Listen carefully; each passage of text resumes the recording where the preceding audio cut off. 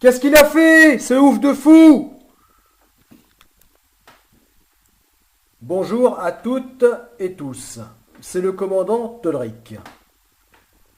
Rassurez-vous, rassure-toi, non, rien de grave. C'est encore pour la énième fois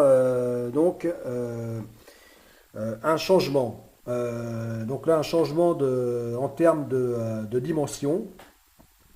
Comme d'habitude, un changement sur la forme et jamais le fond. Donc ce changement porte sur le volume et la largeur du navire. Le navire étant désormais nettement moins large,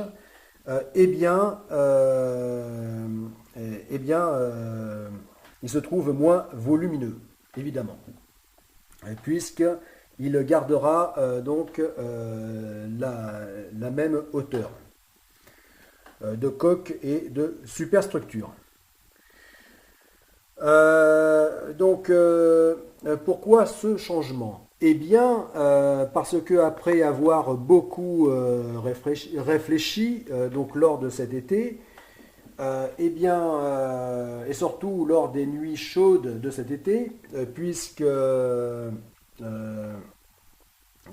avec ce climat détraqué de changement climatique, de réchauffement, cet été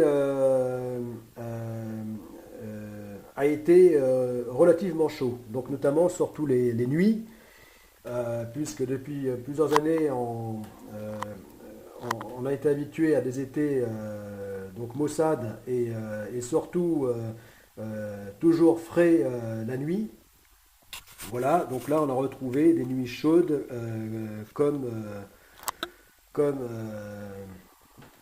c'était le cas encore jusque dans les années 2000. Voilà, donc et ces nuits chaudes, ces longues nuits m'ont permis m'ont porté conseil. Voilà, comme quoi si on dit que les nuits portent conseil, ça n'est pas pour rien. Voilà. Donc lors de ces nuits d'été, j'ai bien réfléchi déjà réfléchi en journée à trouver les solutions donc ça c'est en mode conscient et dans l'inconscient la nuit à les résoudre. Comme quoi ces chaudes nuits d'été ont bien fait le travail. Le changement, c'est que Godessark, en mode 360 mètres, c'est-à-dire deux fois celui-ci, voilà,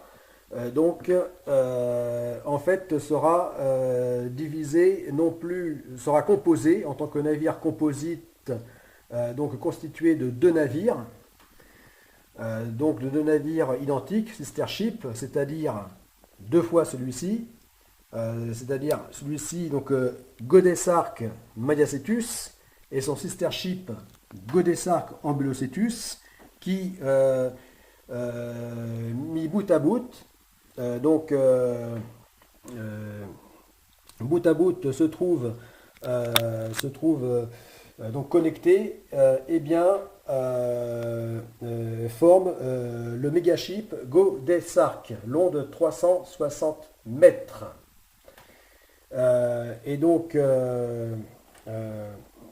De ce fait, Godessark est composé de ces deux navires. Voilà, de chacun 180 mètres. Mais la nouveauté, c'est que chacun de ces navires est composé de 4 unités distinctes. C'est-à-dire que chacun de ces deux navires, désormais, a la capacité de pouvoir non seulement se séparer en deux, c'est-à-dire par le milieu, en deux unités distinctes, mais en plus se séparer par l'axe longitudinal, en deux.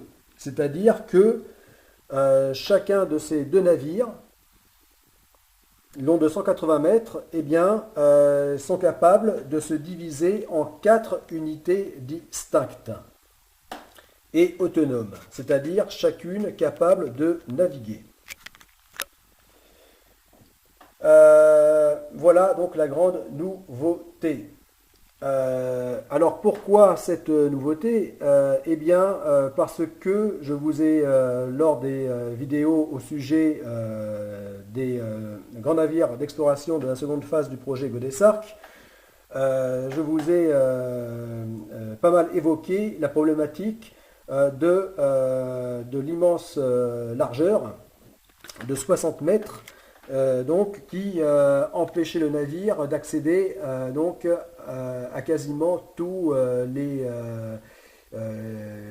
canaux du monde. Même les canaux les plus larges tels que le canal de Panama dans sa version agrandie. Donc avec son immense largeur de 60 mètres, il ne pouvait franchir que le canal de Suez, ce qui est assez limité. Et c'est pour cette raison que j'avais envisagé d'en faire un monocoque et non plus un multicoque. Un monocoque de seulement 20 mètres de large.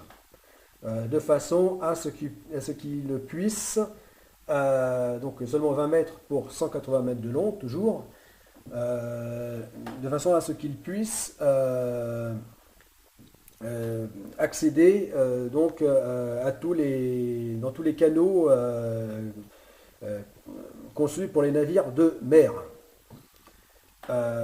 Donc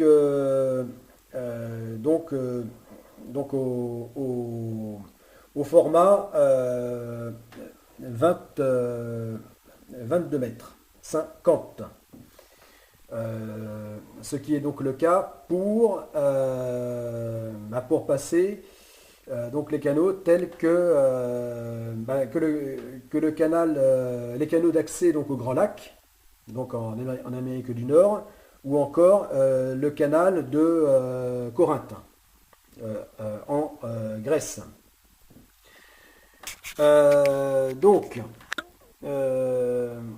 Voilà.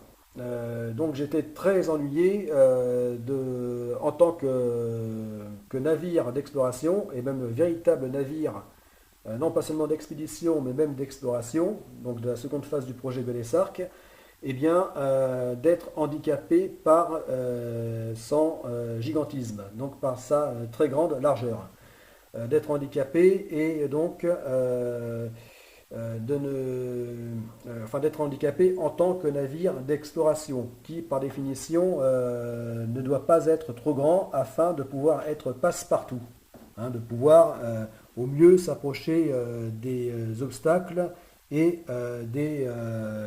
du littoral.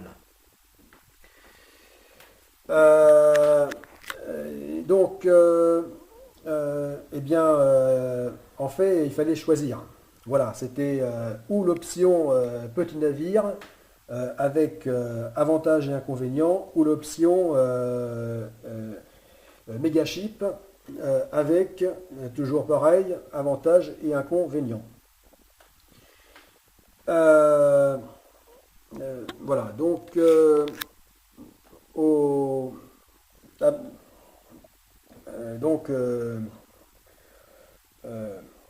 en mon fort intérieur, j'étais tout de même insatisfait donc de cette situation. Voilà. Afin de parfaitement cadrer avec le projet Godessarc.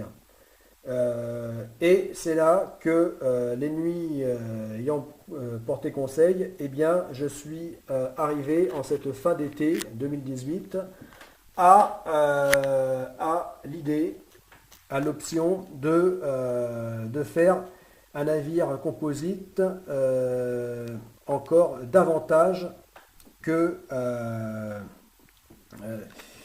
simplement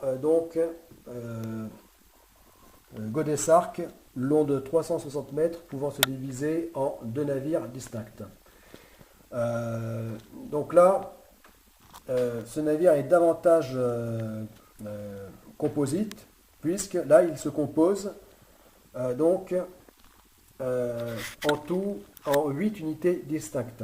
C'est-à-dire que de 360 mètres de long, eh bien, d'une seule unité, il est capable de passer à 8 unités de chacune longue de 90 mètres pour seulement 22,50 mètres de large. Voilà. Ce qui fait que avec de telles mensurations, eh bien, donc des mensurations en dessous de 100 mètres de long, donc relativement petite, même si en soi ça reste très grand, ça reste même, on peut dire, objectivement énorme. Eh bien, ces dimensions en dessous de 100 mètres collent parfaitement avec de véritables navires d'exploration. Voilà, c'est-à-dire que ces dimensions permettront donc à ces navires d'être passe-partout. Et ainsi, donc l'immense navire Godesarc, le méga-ship Godesarc, eh bien, sera apte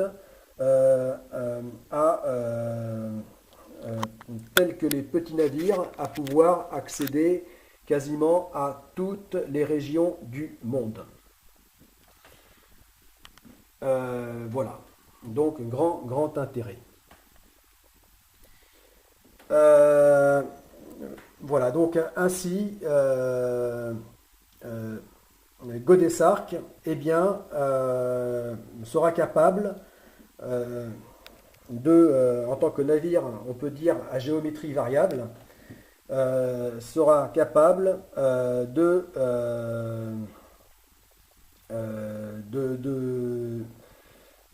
passer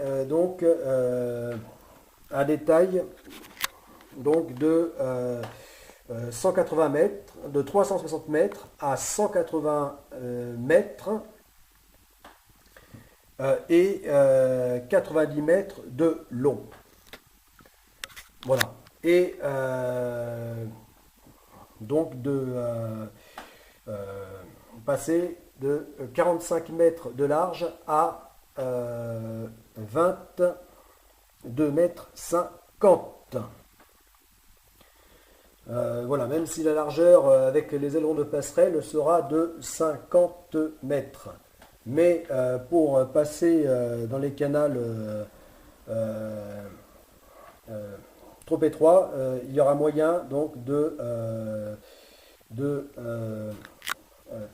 d'escamoter les ailerons de passerelle et de réduire donc sa largeur à 45 mètres ou à 22 mètres 50. Voilà, donc un grand changement en termes de dimensionnement, même si ces navires restent, même si Godesarc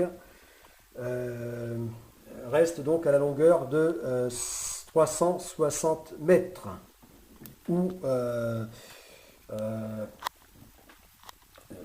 180 mètres dès lors qu'elle est en mode GA Mayacetus et GA Ambulocetus. Voilà, je coupe la vidéo pour la reprendre.